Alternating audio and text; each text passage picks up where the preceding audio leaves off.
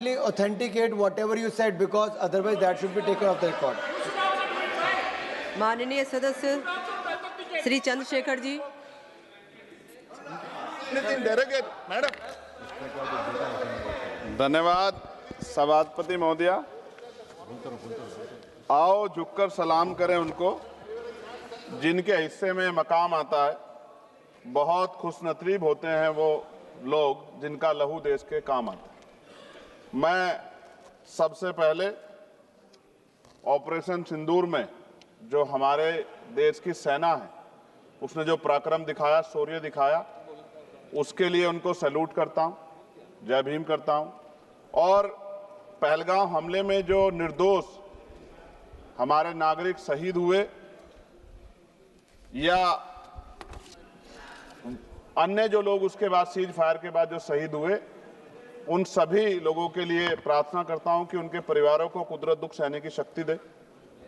महोदया, मेरे कुछ सवाल हैं सरकार से।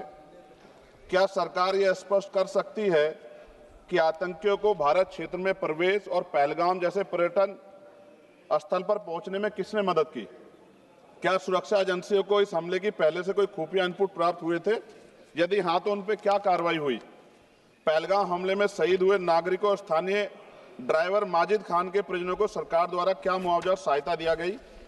क्या सरकार पर्यटकों की सुरक्षा सुनिश्चित करने के लिए विशेष स्टैंडर्ड ऑपरेटिंग प्रोसीजर लागू कर रही है? क्या भारत सरकार ने अंतर्राष्ट्रीय मंचों पर यह मांग रखी है कि जब तक पाकिस्तान आतंकवाद पर कठोर कार्रवाई नहीं करता तब तक उसे किसी प्रकार की आर्थिक सहायता न दी जाए?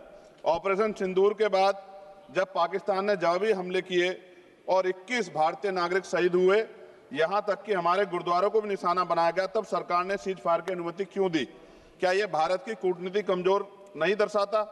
सभापति महोदया, मुजफ्फरनगर में हमारे जिला सचिव हैं भाई कामिल, उनके परिवार के 2 बच्चे भी इस हमले में शहीद हुए थे। क्या सरकार ये मानती है कि टीआरएफ द्वारा इस हमले में खासतौर पर हिंदू पर्यटकों को निशाना बनाना भारत में सांप्रदायिक द्वेष को बढ़ावा देने का प्रयास था? यदि हाँ, तो इसे रोकने हेतु सरकार ने क्या रणनीति बनाई? सरकार उस मुस्लिम पोनी ऑपरेटर को क्या सम्मान देगी जिसने अपनी जान देकर तीर्थयात्रियों की रक्षा की? क्या उसे शहीद घोषित किया जाएगा? पाकिस्तान को हाल ही में आईएमएफ द्वारा $2 अरब से अधिक की सहायता राशि दी गई है।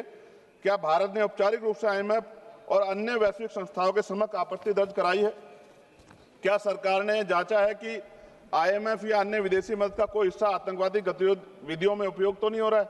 क्या सरकार ये स्वीकार करती है कि पहलगाम हमले में खुफिया तंत्र पूरी तरह विफल रहा है? यदि हाँ, तो कौन जिम्मेदार है और उसके विरुद्ध क्या कार्रवाई होगी?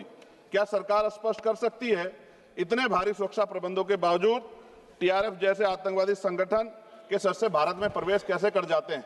क्या सरकार ये बताएगी पहलगाम जैसे संवेदनशील क्षेत्र में सुरक्षा समीक्षा अंतिम बार कब की गई थी और उसमें क्या कमियां चिन्हित की गई थी? प्रधानमंत्री जी ने इस हमले के बाद पहलगाम का दौरा क्यों नहीं किया जबकि देश भर में भावनात्मक उबाल था? क्या सरकार ने शहीद हुए नागरिकों के परिजनों को आर्थिक मदद व स्थायी सहायता प्रदान की? यदि हाँ, तो उसका विवरण सदन में प्रस्तुत करें। महोदया, सरकार के लोग सेना के सम्मान की बात करते हैं। इस घटना के बाद सेना के जवान अमरनाथ यात्रा की ड्यूटी पर जा रहे थे, ऐसी रेल दी गई उनको जिसकी हालत बड़ी खराब थी। सेना के जवानों ने मना कर दिया कि हम इस रेल में नहीं बैठेंगे। 4 दिन बाद बदलनी पड़ी। और सरकार के नेताओं की भाषा देखिए, कर्नल सोफिया कुरैशी के बारे में किस तरह के शब्द यूज किए गए, इन पे भी हमें चिंता करनी चाहिए। देश की सेना के लिए मेरी मांग है महोदया कि सेना और अर्धसैनिक बलों के वेतन को टैक्स मुक्त किया जाए, बैटल ऑफ ऑनर से सम्मानित, क्योंकि ये इस समय ऐसा विषय चल रहा है कि देश की सेना पे हमें गौरव है, गर्व है, लेकिन जिस तरह से आतंकवादी गतिविधियां बढ़ी है, मेरी मांग है कि बैटल ऑफ ऑनर से सम्मानित चमार रेजिमेंट को बहाल किया जाए, Gurjar regiment, Mehtar regiment, Yadav regiment बनाए जाए, क्योंकि देश का जो किसान का मेरा उसके अंदर देश का जो गांव में रहने वाला जो व्यक्ति है उसके अंदर देश प्रेम का जज्बा बहुत जबरदस्त है। अगर इनको मौका मिलेगा तो शायद पाकिस्तान छोड़िए, चाइना की हिम्मत भी नहीं होगी कि हमारे देश की तरफ आंख उठा के देख ले। महोदया, बाबा साहब अम्बेडकर कहते थे हम प्रथम और अंत्य भारतीय हैं। भारत की आन पे जब आंच आती है तो जिस तरह इस बार प्रदर्शन हुआ, एकजुट रहा देश, सारा विपक्ष हो पक्ष हो सब एकजुट रहे, ऐसे हमें एकजुट रहना चाहिए। अगर हम एकजुट रहेंगे तभी हम आतंकवादियों से लड़ पाएंगे। महोदया, 1965, 71, 1999 के युद्ध में किसी भी अरब देश ने पाकिस्तान का साथ नहीं दिया था, लेकिन आज एक भी अरब कंट्री हमारे फेवर में नहीं खड़ी। क्या हमें अपनी फॉरेन पॉलिसी पर नहीं सोचना चाहिए कि ऐसा क्या हो गया कि हमारी राजनीतिक जो भारतीय की लोकल राजनीति है, इसके चक्कर में क्या हमारी फॉरेन पॉलिसी या हमारे मित्रों को के मन में पीड़ा तो नहीं पहुंच रही है? पाकिस्तान ने कहा और आपने मान लिया, और आपने सीज फायर का आज रक्षा मंत्री जी को मैंने सुना, उन्होंने कहा भाई, उन्होंने कहा कि महाराज हाथ जोड़ते हैं, छोड़ो। उन्होंने कहा और आपने मान लिया, लेकिन फिर उसके बाद 10 तारीख को दोबारा से जो है ड्रोन उड़े और 15 लोग शहीद हुए, 43 लोग घायल हुए। हम अपने आम नागरिकों को क्यों, जबकि मान रहे हैं, मैंने रक्षा मंत्री जी को सुना, वो कह रहे हैं कि ऑपरेशन सिंदूर खत्म नहीं हुआ, ये रोका गया, इसका मतलब हमें खतरा है कि दोबारा भी हमला हो सकता है। पाकिस्तान अपनी हरकतों से बाज नहीं आ रहा, तो हम अपने आम नागरिकों को और सेना के जवानों के जीवन को खतरे में क्यों डाल रहे हैं भविष्य में? क्या हमें इसके पुख्ता और परमानेंट इंतजाम नहीं करने चाहिए? जैसे अगर सरकार को, मैंने कई बार सुना सरकार के लोग अखंड भारत की बात करते हैं, इससे अच्छा मौका आपको काम मिलता? पीओक्यू लेने के बाद हमारे उत्तर प्रदेश के मुख्यमंत्री बार बार कहते कि चुनाव में कह रहे थे 6 महीने के बाद पीओक्यू इधर होगा, अगर सरकार बन की, जनता ने तो मौका दे दिया, कहां है पीओक्यू? क्यों नहीं लेके आए इस बार आप लोग? तो पहली सीढ़ी तो इस बार ही चढ़ गए थे। जिस तरह से मीडिया ने माहौल बनाया था मोदिया, तो ऐसा लगा कि अगर देश की सेना ने जो हिम्मत जुटाई थी, सरकार मदद करती, तो माननीय नरेंद्र मोदी जी पाकिस्तान के भी प्राइम मिनिस्टर होते इसी बार, और फाइनेंस मिनिस्टर बैठी है हमारी, ये पाकिस्तान की फाइनेंस मिनिस्टर होती। इस तरह के हालात बने हुए थे और ऐसा मौका चूकना ही नहीं चाहिए था। ले लेते, इससे अच्छा मौका कैसे मिलता?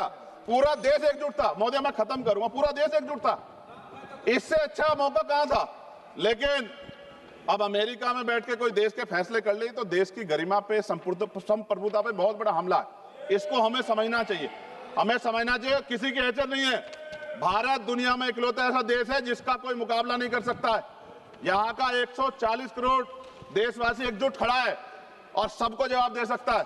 मोदी, आज खत्म करते हुए कहूंगा, अमरनाथ की यात्रा आ रही है अगस्त के फर्स्ट वीक में, चल भी रही है, नहीं चल रही। अनुराग भाई, आपको बोलने का मौका नहीं दिया, आप ये नाराजगी मेरे ऊपर मत उतारो। आप लड़ो ना उनसे, आप लड़ो चेयर से, मुझे काहे को करना। खत्म हो रही है अमरनाथ की यात्रा, खत्म होने वाली, सुरक्षा के पुख्ता इंतजाम होने चाहिए और दोबारा ऐसी कोई घटना ना हो। लेकिन अंत में महोदय, मैं कहूंगा, आम लोगों की जान भी गई, क्या सरकार ने उन परिवारों को मुआवजा दिया है? क्या उनके जीवन का कोई मूल्य नहीं? जिन्होंने अपने परिवार खोए, जिन्होंने अपना घर का बेटा, पति, घर का कमाने वाला खो दिया, उनका भी तो अधिकार बैठता है। सरकार ने क्या मुआवजा दिया, इस बात की जानकारी भी सरकार को पटल पर रखनी चाहिए, सामने रखनी चाहिए। और अंत में मैं धन्यवाद दूंगा भारतीय सेना को और भारत का जो प्यार है कि पाकिस्तान और आतंकवादियों के भरसक प्रयास था कि यहाँ सांप्रदायिकता का माहौल बन जाए, लेकिन देशवासियों ने समझदारी दिखाई। और कश्मीरियों को भी मैं बहुत धन्यवाद देता हूं कि उन्होंने कोशिश की कि किसी भी तरह से कश्मीर के ऊपर जो ये इतना बड़ा इल्जाम लगा है, ये इल्जाम में कश्मीरी शामिल ना हो और ऐसे आतंकवादियों पर सख्त कार्रवाई। पता लगा है कि महादेव, ऑपरेशन महादेव हुआ है और यही पता लगा कि वो तीनों आतंकवादी मारे गए हैं। लेकिन मैंने अखबार में ये भी पढ़ा था कि वो जो मुख्य आरोपी था कुछ दिन पहले पाकिस्तान में था। कोई पिकनिक चल रही है कि उधर भी चले जाते, इधर भी आ जाते? क्या है बॉर्डर पे ऐसा? ये बताना चाहिए ना देश को। मैं आपका धन्यवाद करूंगा और भारत की महान सेना को मैं बधाई देता हूं, उनके लिए मंगल कामना करता हूं। जय भीम, जय भारत। महोदय, धन्यवाद। माननीय सदस्य श्री एन के प्रेम